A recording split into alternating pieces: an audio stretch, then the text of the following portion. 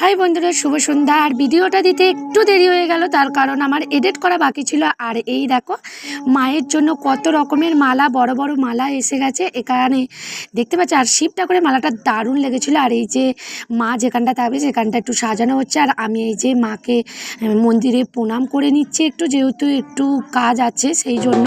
আর এই যে মাকে আনতে বেরিয়ে পড়েছি, বাজি বাজনা করে যাওয়া হচ্ছে দেখতে পাচ্ছ। আর আমি এই যে এখানে একটু পুজো হালকা করে বসবো, ঠাকুরমশাই বললো, তাই জন্য একটু শাড়িটা পরে নিয়েছি। রাতে আবার ভালো করে পুষ্পাঞ্জলি দেবো তখন করবো। আর এই যে আমার বরমশাই বাবা ধুতি পরে বসে আছে। আর এই যে ঠাকুরমশাই বললো শাড়ি টাড়ি পরে নিতে, এবারে অঞ্জলি দিতে বসতে হবে। অনেকক্ষণ ধরে সারা রাত অঞ্জলি দেওয়া হবে, বুঝতেই পারছো মায়ের পুজো সারা রাত ধরে হবে।